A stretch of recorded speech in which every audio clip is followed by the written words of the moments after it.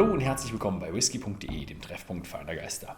Und heute gibt es ein großes Ereignis, und zwar den Talisker 40 Jahre. Und heute wird es ein kleines Interview dazu geben, und das gibt es jetzt auf Englisch. So, I'm sitting here with Colin Dunn, and you have 20 years of experience in the whiskey industry, 10 years with Diageo. Very nice to have you, a lot of experience here, and I hope to get a lot of stuff out of you about what is coming towards us. So, what are we having today? Well, today I brought along for your delectation the new release from Talisker Distillery on the Isle of Skye on the west coast of Scotland in the Inner Hebrides. It's a pretty unique island and it's a pretty unique whiskey.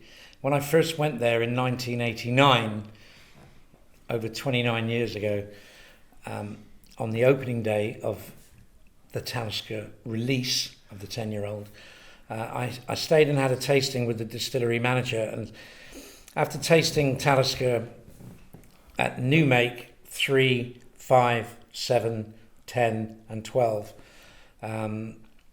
the distillery manager thought that Talisker should be drunk young, and he didn't think that Talisker aged very well. And here we are, 29 years later, and we have one of the oldest, definitely from our own company, our oldest release, which is a Talisker 40. 40 years old. Okay, it's the Bodega series. Why is it called the Bodega series? Well, at Diageo, we've got tremendous archives at Main Street, and when I say archives, it's a historical museum of records of transactions between various distilleries, and also, of course, to get whiskey, you've got to mature it in oak barrels, whether they're American or European. And we've traced through the books, going back to the 1900s, that Talisker was buying their barrels from certain bodegas in what we call the Sherry Triangle, which is San Luca de Barrameda, Jerez, and the one that I'm featuring here today from San Luca de Barrameda is what we've done is we've taken whiskey or barrels from Delgado, sourced back from the 1900s, and what we've done, we've got a Talisker that's been finished in the original casks or casks that we used over a century ago. So in a way, we're not recreating the style, we're paying homage to the past by offering to our customers a classic Talisker that's been aged in refill American oak barrels and then finished or given what we call accentuated cask enhancement of a little bit more life in Quo Vadis sherry butts from Spain. And for your delectation, to show you how this liquid is metamorphosized from its embryonic state, this is Talisker new make. Ooh, new make. And next to it, from the cradle, 40 years later, we have this new release of Talisker. So this is coming out at 50% alcohol, and there are approximately 2,000 bottles of this nectar available. And what I'd like to do at some point is to allow you or get you to taste the new make spirit so that you can get the DNA of the distillery, which is akin or very much like chili peppers, kind of like a rock oyster lemony kind of note. In the new make form, there's almost what I call a slight sulphury note. And if you've been to Talisker, you're aware that it's quite unusual in its setup. It is different from other distilleries. It has 2 wash stills and 3 spirit stills.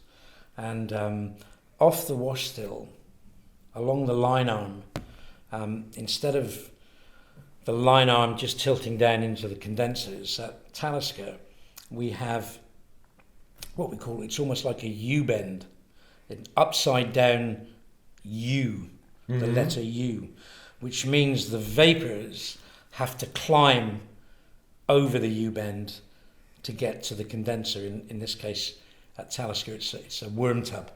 So the old-fashioned exactly. worm tub. And also at the bottom of that U-bend, we have a purifier, which means some of the vapours that do not climb over the U-bend through reflux go back into the still and are redistilled.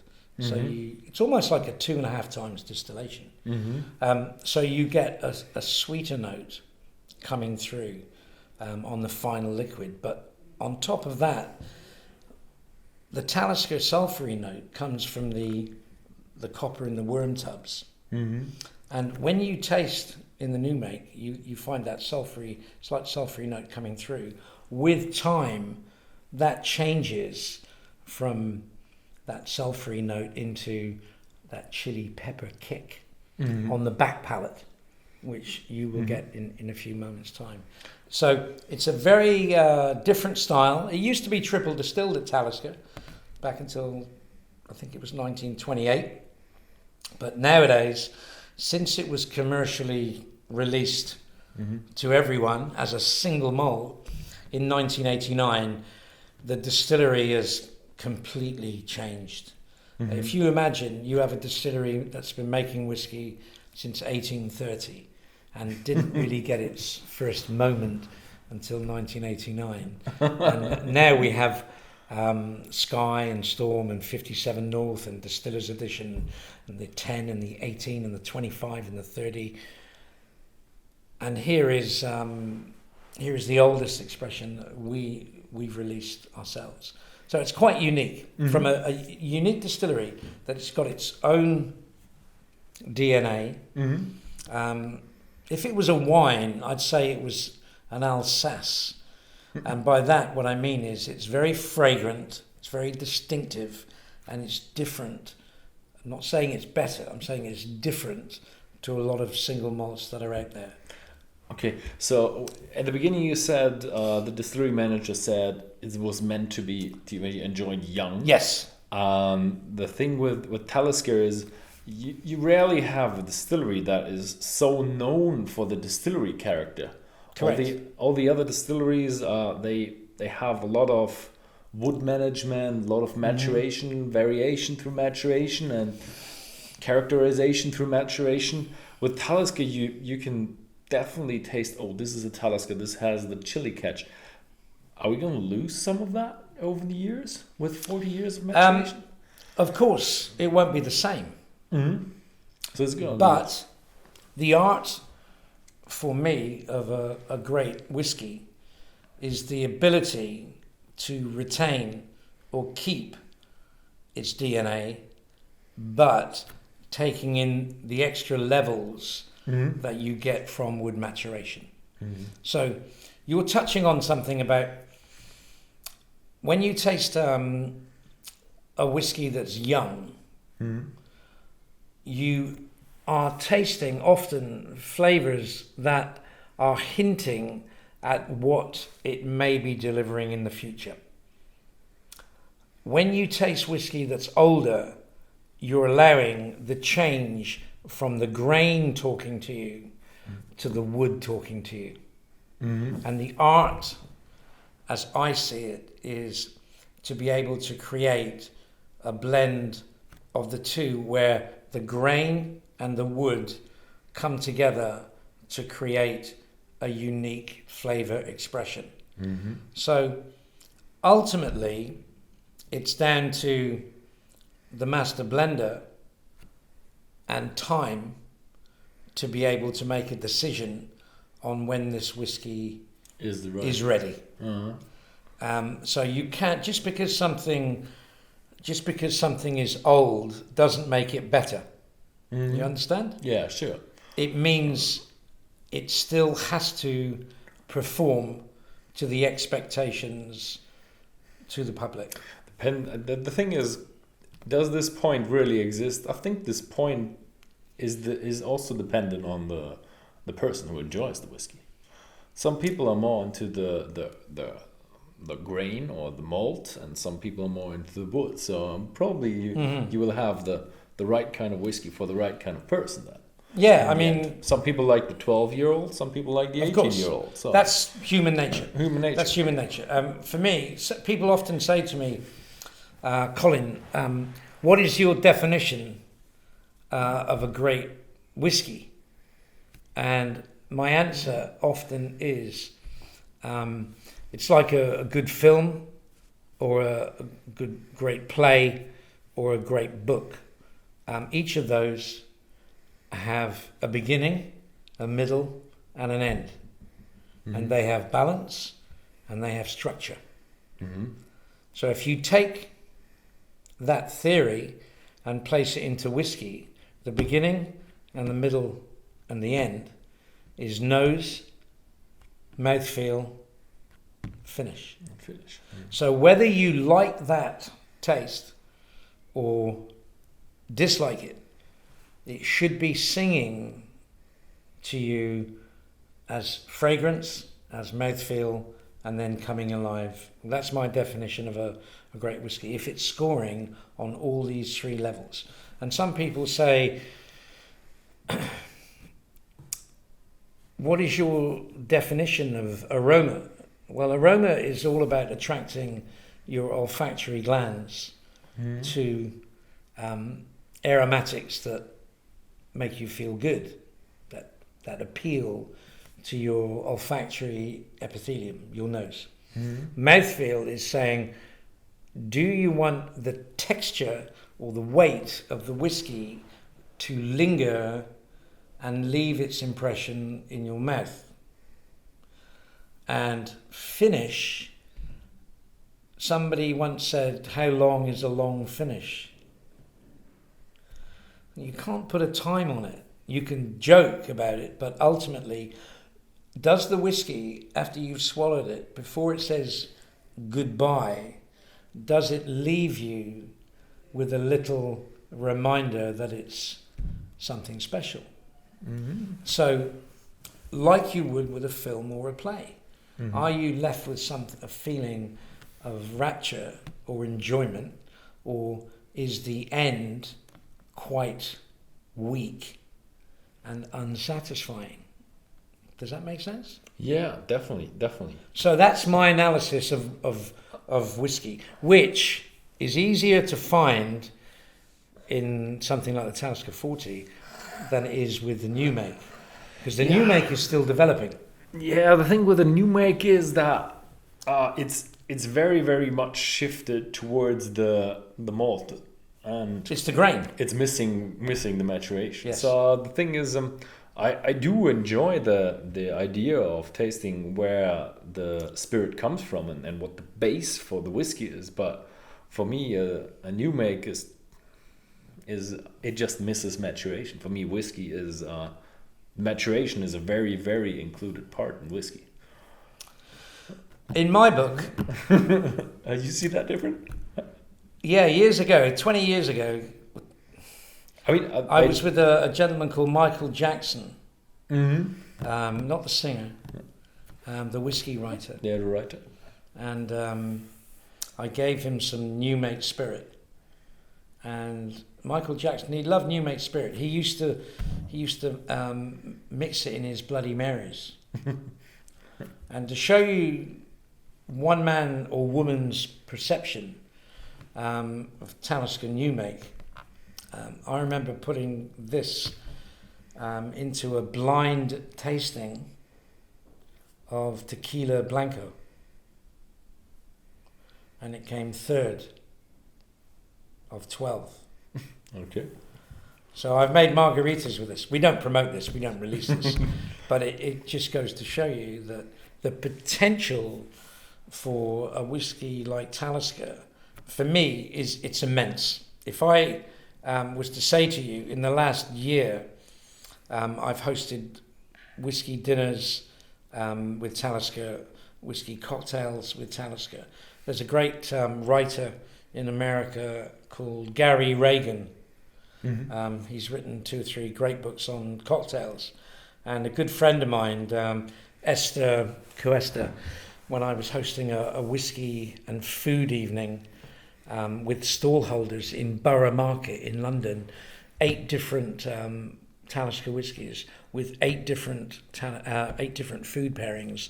One of them was going to be a Talisker cocktail, and 55 ml of Talisker 10, 45 ml of Lillet Blanc, and 5 or 6 leaves of sage clapped just to release the aromas in a highball glass with a couple of ice cubes.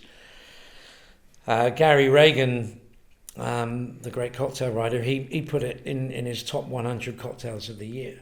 If you go to Japan, one of the most popular drinks is Mizawari.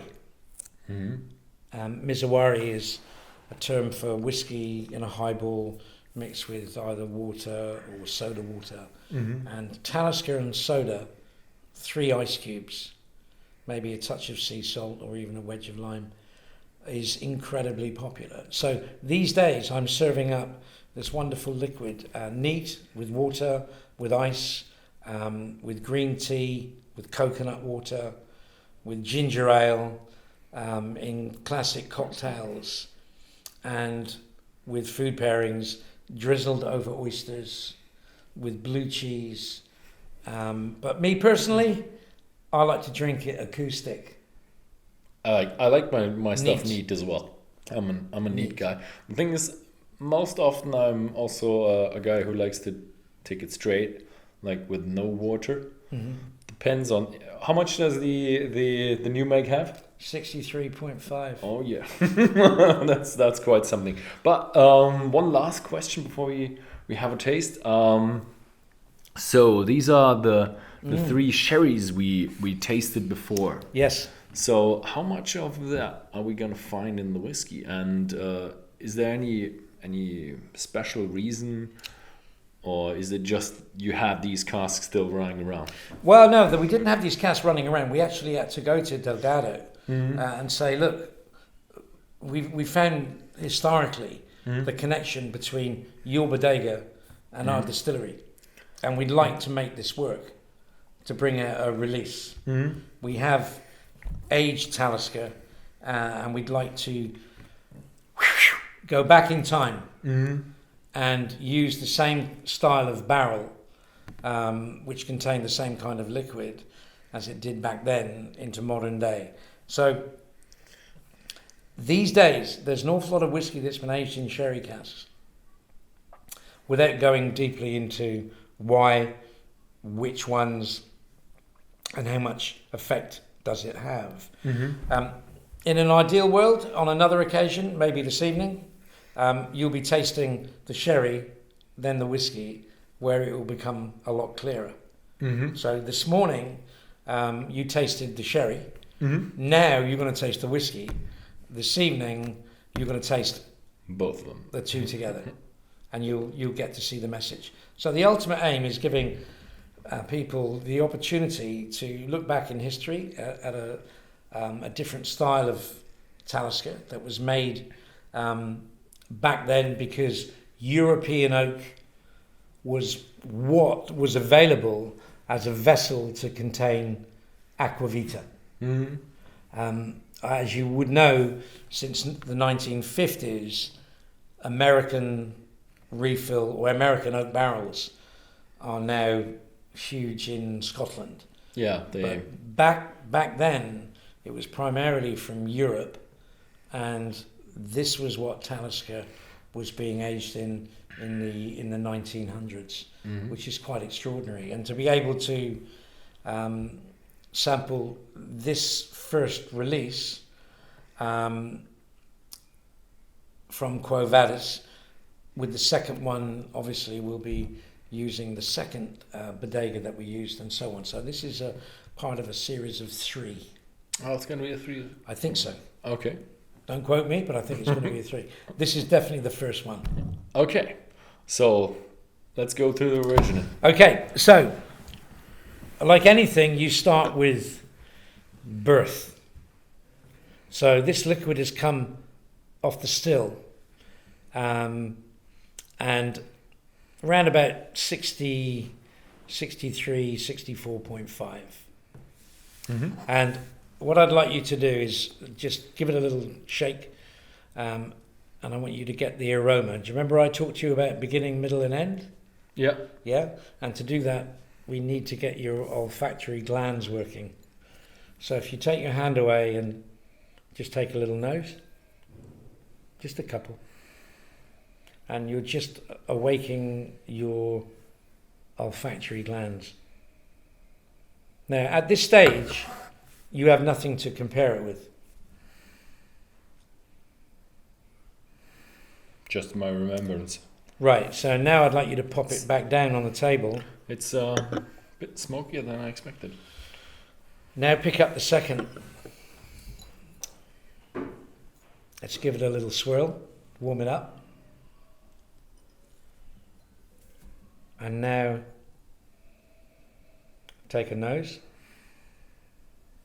And now hold this in your right hand and pick up the Numag in your left hand and go between the two. So you will notice at this stage that the Numag spirit is firing on all cylinders with your nose, correct? It's just So there's your mix of smoke and sulfur. rough and It's tough. it's 1 second old, right? It's definitely it's got so much strength and intensity, but it kind of already hints a bit of the pepper. Yeah, But it's incredibly strong smoke for a Talisker. Now, don't taste it for the moment. Now, just because you've just gone to that extreme. This is so wonderfully round. And so now you've got almost like a grapey note or a sultana note. And it's much more restrained, that it can draw you in. And this, to me, is the beauty of when you are experiencing a very old whiskey, good old whiskey, you just want to nose, because in a way it's like perfume. Oh yeah, It's aromatic compounds mixed with grain alcohol, and the refill American oak has given it a different dimension. So it's the same whiskey, it's from the same distillery, but this is in short trousers and this is in a three-piece suit. Correct? Shorts, yeah. Right, it is as it is. Yeah. So It's rough. incredible difference. Rough and I young. would call it fiery and young and untamed. Yeah, definitely fiery and young. You know? I would definitely sign that. And this is mature, elegant, round. Totally. So I see this is Led Zeppelin or Metallica, and this is Frank Sinatra or Tony Bennett. Okay, this is rich and rounded, whereas this one is the amplifier turned up to 11. You get me? You want to taste? Yeah, I will. Okay, so what I'd like you to do, to give you a moment as you're on the screen, is I'm going to get you to give this a very special attention. I want you to drink it in a certain way with me. Will you do that? Okay, sure. Always Okay, excited for something good. new. Okay, so I've only poured you a very tiny drop there. Yeah. It's a small pour. Bit small, and this is how whiskey was drunk a long time ago, back in the day. And what I'm going to ask you to do is I'm going to ask you to pop this little bit of liquid into your mouth, and then I want you to follow my instructions for 10 seconds. Okay. Okay? This will be a new experience for you, and this is going to be a moment that will be on that screen forever. Everything's You'll going to be be showing this to all your friends. Okay. So I'd like you to just follow my instructions. So Just put it in the middle or here we go. swirl it I'd around? like you to I'll just follow my. So pop this little liquid into your mouth, and I'm going to ask you to swallow it in about 10 seconds time. But I'm going to guide you through it, okay? Okay. You ready? I'm ready. He's ready. Okay, pop the liquid in your mouth. And now, close your eyes. And now take the liquid over the tongue and around the gums and chew it, move it from side to side. Treat it almost a little bit like mouthwash. You're asking the whiskey to give up its DNA. And the whiskey's saying to you, you want me? You want me? Come and get me. So right now, please welcome the chili peppers. It's leaving itself. Now look at me, open your eyes. Look at me, swallow. And now do this. And then look at the camera. It's definitely. Tell them what you think. It's intense. It's strong. It has a lot of pepper, but this time it's more on the peppery, deep, dark note. I think there's a lot of discussion going on pepper or chili. You see what I mean? This time it's definitely pepper. But almost like what you said, a little of that sulfur note. It's a little bit briny too, but the sulfur is coming into play. In fact, the way you were enjoying it, he wanted to drink some as well. Did you see him? He was very interested. So it's left its mark. It's definitely when you drink a 10 or an 18, a normal Talisker, and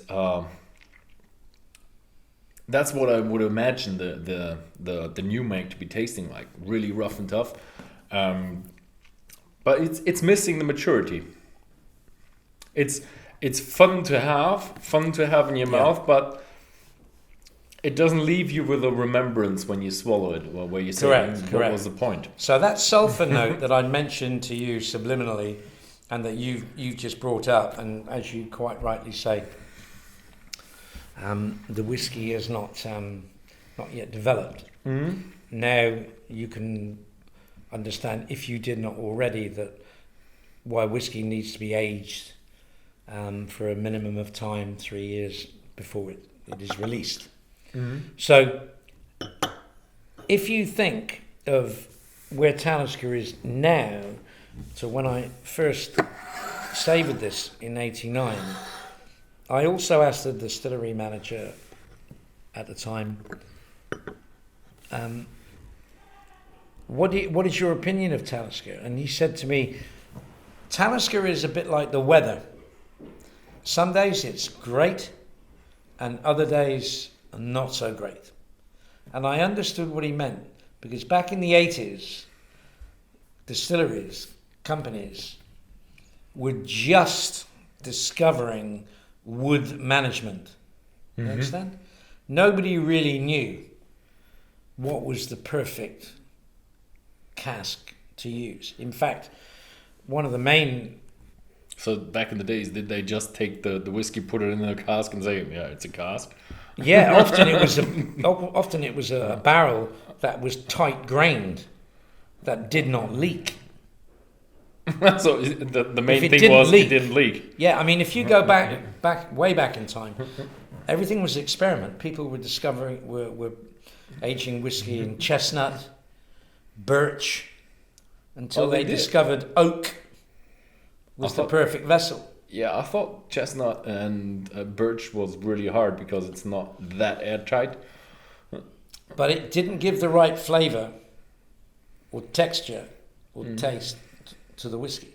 And it came down to Quercus alba and Quercus robur, American or European oak, that seemed to be the perfect vessel. These days, people are experimenting with Mizunara and various other. It's an ugly tree. To come up with some, but the bottom line is the original, or the first rule is to create a vessel that will hold a liquid without leaking. Yeah, that was Right? the purpose of the the barrel. fact that it gave a flavour to the whiskey came secondary. Now, it's still about, and it should always be about the spirit. Mm-hmm. But the quality of cask, whether it's virgin wood, refill, first fill, second fill, third fill, rejuvenated. It's down to the coopers and the decision makers decide, let's experiment, because ultimately what we're trying to do in the industry, or every industry involved in alcohol, is to create a flavor profile that's unusual and different and liked by the general public. Mm-hmm. So Talisker is not Lagavulin, Talisker is not Kalila,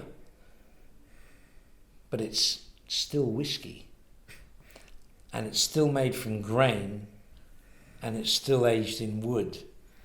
But the bottom line is, when you start to break down whiskey on what makes it different, if you go to 6 or 7 different distilleries, particularly within Diageo, they're all different. Yeah. And they all have different, what I would call, cooking times, different fermentation times.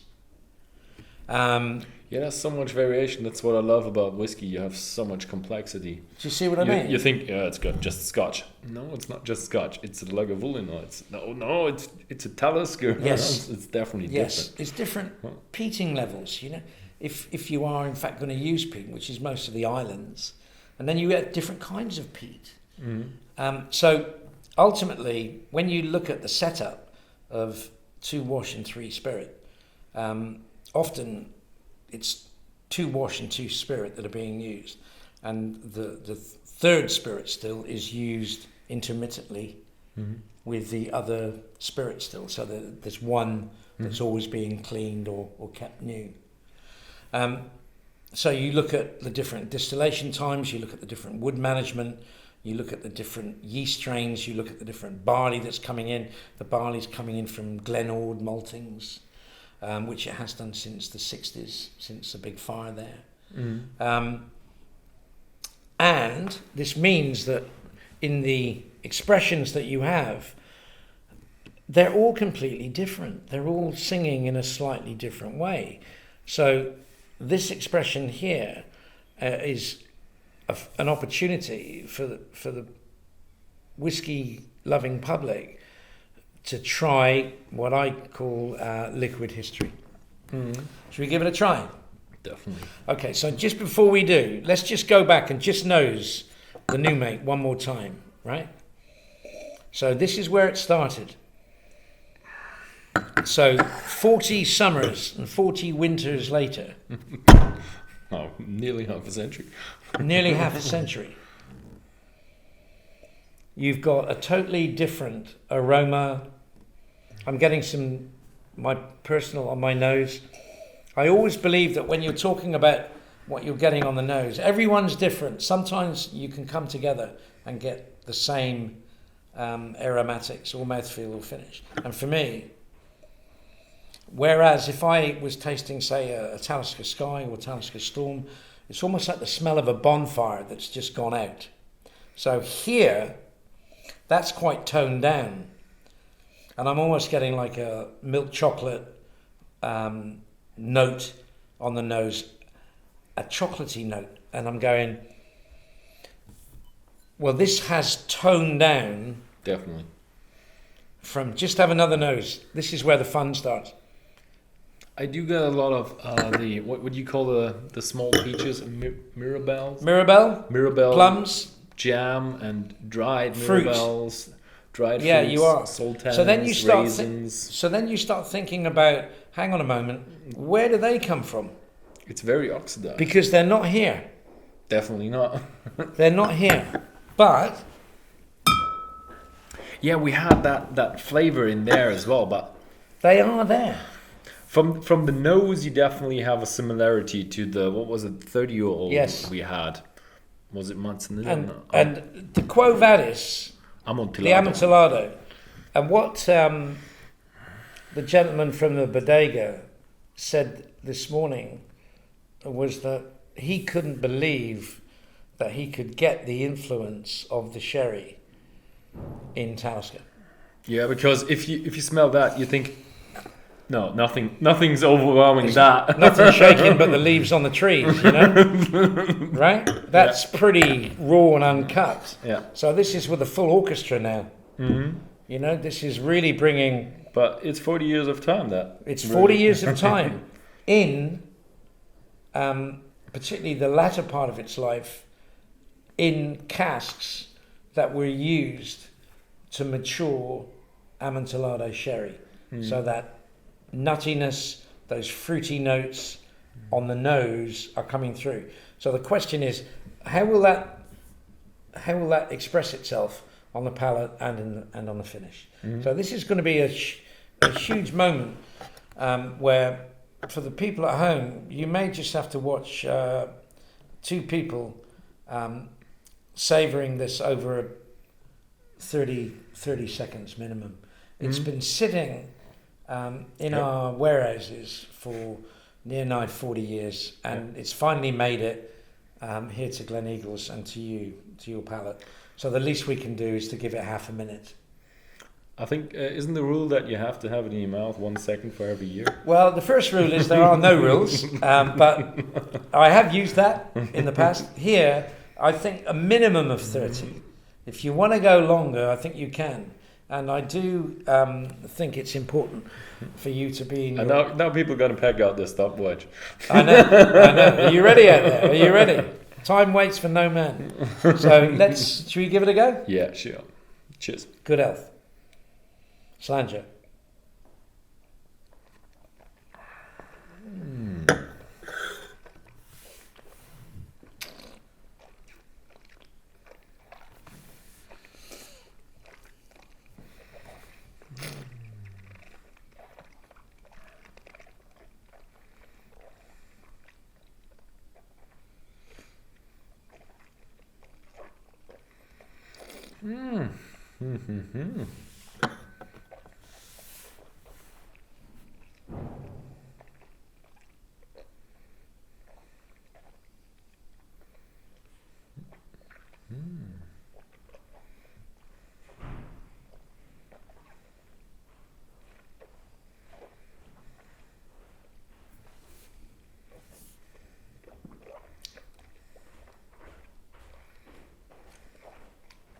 Stay with it.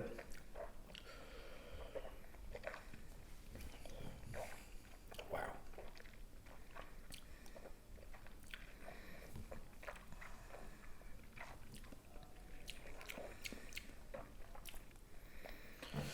So while you're enjoying the mouthfeel, you've compared the aromas, you've got the mouthfeel. It's almost like a liqueur. It's thick and rich and viscous.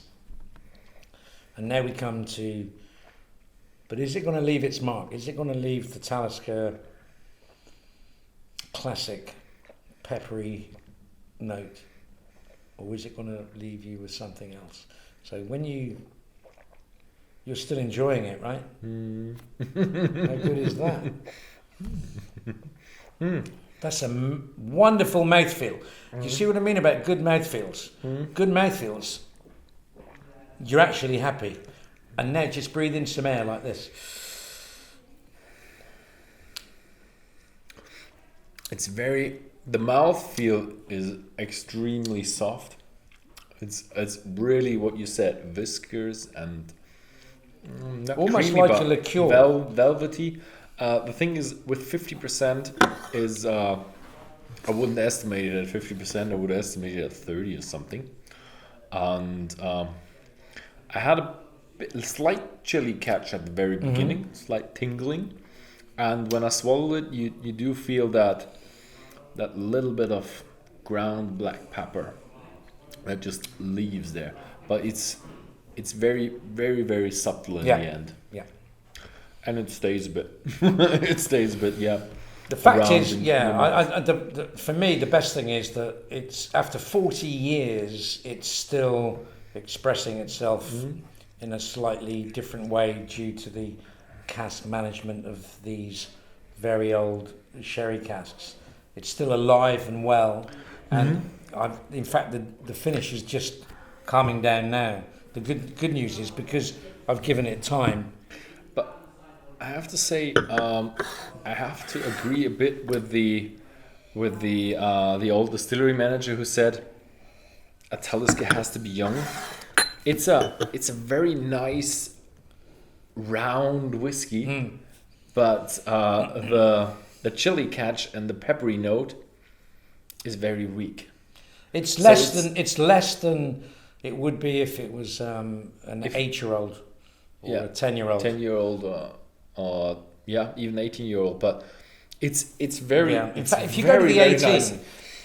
If you really concentrate on the character that you get from there, you can slightly feel it. You do slightly feel it, but it's very much on the cask side. It's Father Time. Father Time is. This is Talisker in a leather coat. Mm-hmm. You know, it's giving it a dressing.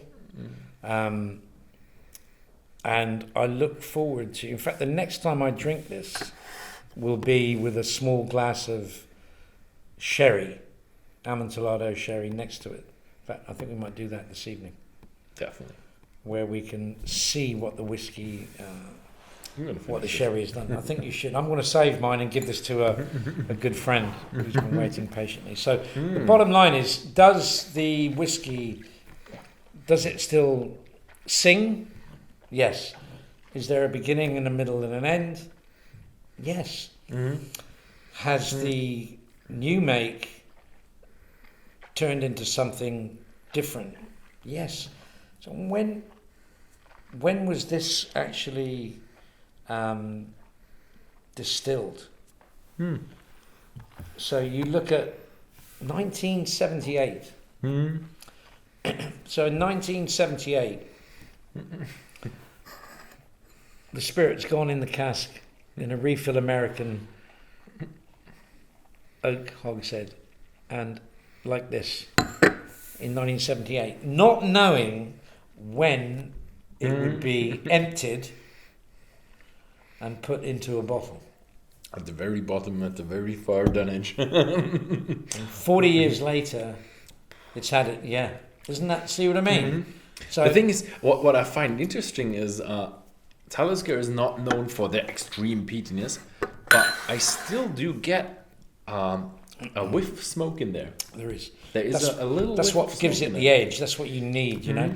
I have tasted, without mentioning any names of other distilleries, I have tasted, peaty whiskies, young peated whiskies from other distilleries, and I've tried them at 30, 40 years later, and it's disappeared. Yeah, that Time is taken away. It's a bit like saying, myself, when I was 18, I had a hair down to here. I was Where's Robert it gone? Plant, 40 years later, boom.